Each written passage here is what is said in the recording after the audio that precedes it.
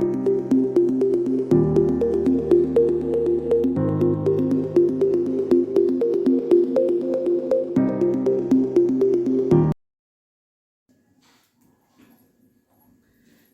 दोस्तों, शिल्पश्री क्लासेस में आपका स्वागत है। आज हम हिंदी विषय की चर्चा करने जा रहे हैं। हिंदी एक ऐसा विषय है जो आजकल के सभी प्रतियोगी परीक्षाओं में बहुत ही आवश्यक रूप से आता है। यूपी टेट की परीक्षा में तो ये अनिवार्य प्रश्न पत्र के रूप में भाषा 1 और भाषा 2 के रूप में आता है। आज हम भाषा 1 के सिलेबस के विषय में डिस्कशन करेंगे और हर क्लास में एक एक टॉपिक को पकड़ेंगे और अच्छे से हम उसके बारे में विश्लेषण करेंगे और हमारी कोशिश रहेगी कि आपका हर टॉपिक बिल्कुल क्लियर हो जाए, ताकि जो छोटे छोटे प्रश्न आते हैं उसमें आपको किसी प्रकार की समस्या ना हो। तो सबसे पहले हम सिलेबस देख लेते हैं।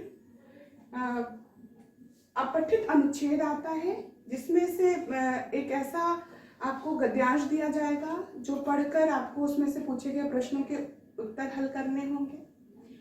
फिर संज्ञा एवं सर्वनाम के भेद हैं। ये सारी चीजें आप लोगों ने पढ़ी हुई है पहले से, कोई नई बात नहीं है पढ़ने के लिए।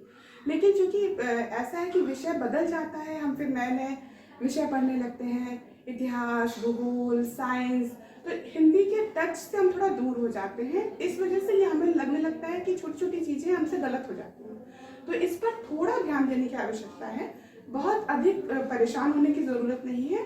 थोड़ा सा हम फोकस होंगे, हर एक विषय पर हम गहनता से अध्ययन करेंगे और छोटी छोटी बातों को पकड़ेंगे, तो जितने भी प्रश्न हैं फुल मार्क्स आपको मिलेंगे हिंदी विषय के, ये मेरी गारंटी है।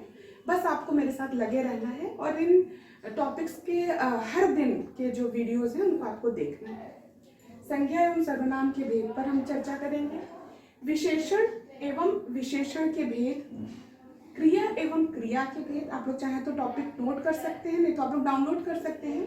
ये सिलेबस नेट पर अवेलेबल है, मैंने यहाँ पर लिख लिया है ताकि हमें पता रहे कि हर क्लास में हम लोग क्या क्या पढ़ेंगे। अपठित अनुच्छेद का तो कोई आवश्यक नहीं है कि हम उस पर बहुत अधिक चर्चा करें, प्रैक्टिस करा देंगे आपकी, उस पर कुछ हम आपको PDF फाइल दे देंगे। और सारे टॉपिक पर हम विशेष रूप से चर्चा करेंगे और उसकी प्रैक्टिस आपको क्लास में ही करवाते रहेंगे, ताकि आपकी प्रैक्टिस और अच्छी और अच्छी और अच्छी होती चली जाए। वाच्य, जिसको वॉइस बोलते हैं अंग्रेजी में, कर्तृवाच्य, कर्मवाच्य और भाववाच्य। हिंदी में एक भाववाच्य भी होता है। हिंदी में केवल एक्टिव पैसिव आप पढ़ते हैं, अंग्रेजी में। हिंदी भाषा की समस्त ध्वनियों के बारे में हम पढ़ेंगे।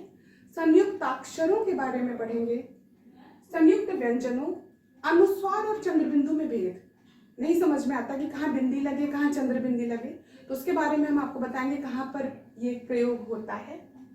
वर्ण क्रम, पर्यायवाची, विपरीतार्थक, अनेकार्थक, समानार्थी शब्द। अव्यय के भेद। अव्यय एक ऐसे शब्द हैं जो अविकारी हैं। अविकारी मतलब जिनका परिवर्तन नहीं होता, वो हर जगह एक ही रूप में प्रयोग में आते हैं, तो उनके विषय में हम चर्चा करेंगे। अनुस्वार, अनुनासिक का प्रयोग। अनुस्वार क्या है, अनुनासिक क्या है, इसके बारे में हम जानेंगे। वही अनुस्वार और चंद्रबिंदु, वही चंद्रबिंदु है, अनुनासिक है। र के विभिन्न रूपों का प्रयोग। कभी र ऊपर लगता है, कभी नीचे लगता है, कभी ऐसे ट के नीचे ट्रक में लगता है, तो कहाँ कैसा प्रयोग होता है उसके बारे में हम चर्चा करेंगे। वाक्य निर्माण पर चर्चा करेंगे। सेंटेंस कैसे बनते हैं, सरल वाक्य, संयुक्त वाक्य, मिश्रित वाक्य के रूप में। वाक्य निर्माण में दो तरह के वाक्य होते हैं, अर्थ के आधार पर वाक्य भेद होता है और एक रचना के आधार पर। तो यहाँ पे हम रचना के आधार पर वाक्य भेद पर ज्यादा फोकस करेंगे। अर्थ के आधार पर तो उस पर भी हम आपको बता देंगे। 8 प्रकार के अर्थ के आधार पर वाक्य भेद होते हैं, जो बहुत ही सरल है समझना, उसको आप अर्थ के आधार पर आराम से निकाल सकते हैं। विधानवाचक होता है, प्रश्नवाचक होता है, निषेधात्मक होता है, इच्छावाचक, विस्मय आदिबोधक आदि। फिर हम विराम चिन्हों की पहचान एवं उपयोग। विराम चिन्ह बहुत ही इंपॉर्टेंट है। हमको नहीं समझ में आता कि यहाँ कहाँ कॉमा लगना है, कहाँ अर्ध विराम लगना है, अल्प विराम, अर्ध विराम, कहाँ पे निर्देशक चिन्ह लगना है, कहाँ उद्धरण चिन्ह लगना है, तो उसके बारे में हम विशेष जानकारी प्राप्त करेंगे। तत्सम, तद्भव, देशज एवं विदेशी शब्द। 4 प्रकार के मुख्य रूप से शब्द होते हैं, ये आप जानते ही हैं। तत्सम शब्द वे शब्द हैं जो संस्कृत भाषा से एज इट इज हमारी हिंदी भाषा में आ गए हैं। तद्भव शब्द संस्कृत भाषा से बने शब्द हैं। देशज लोकल लैंग्वेज से आए हुए शब्द, गांव वगैरह में जो प्रयोग में आते हैं शब्द, उनको हमने जो यूज़ किया है विदेशी शब्द और विदेशी आगत शब्द जिनको हम कहते हैं, उर्दू, फारसी, अंग्रेजी, इनके बहुत सारे। हमारी हिंदी बहुत ही समृद्ध भाषा है, तो हमने बहुत गोद लिया है, बहुत अडॉप्ट किया है शब्दों को यूज़ करने के लिए, तो वो हमारी हिंदी में गलत नहीं माना जाता।